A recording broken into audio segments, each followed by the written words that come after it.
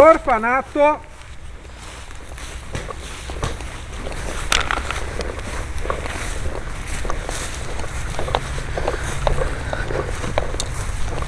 Aqui, ó, se Molina vier olhar o local.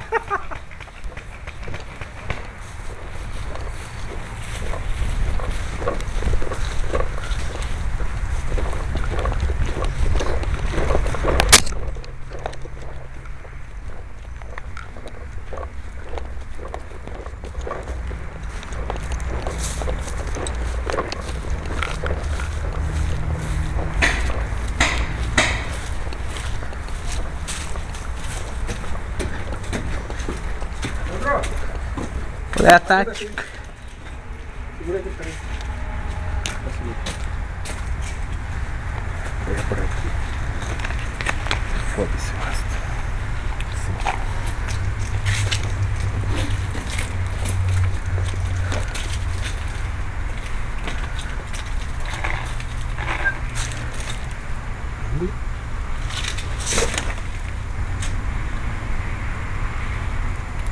Uhum.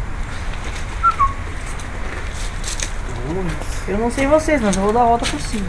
Vamos por cima, né? Claro. Por cima tem mais salas, é mais opção. Mas se subir os três, eles vão... É, não dá pra subir os três, eu fico embaixo então. Tá. Quem fica? Eu? Eu. Fica? Eu fico. Tá, então subimos. Consegue segurar, Sandro? Os caras, cara. Isso aí tá gravado? Malvado. Porra, já te excita todo. Os caras só pensam sacanagem. Não, cara, sim, mas do Leandro que é o Pô, quê? velho, eu falei na boa. Não, é que daí tu fica, que nem eu fiquei aquele dia. Fica numa porta aqui, só, Sim, eu vou ficar numa porta ali. só uma coisa. Aí vocês correm pra pegar e começar a pegar isso por trás. Isso aqui eu acho que era a quadra esportiva dele.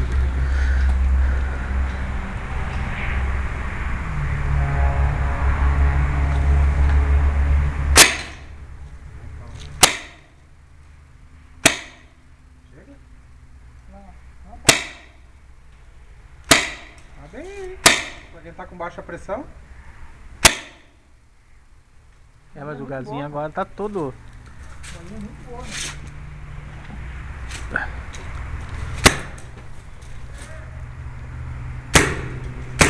Tá?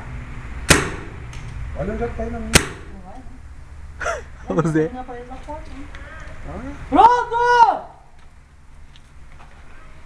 Nelson Nardi. Vai.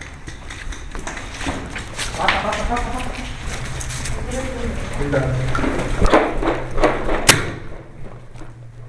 Segura aí, Sandro. Tá forte? Então foi.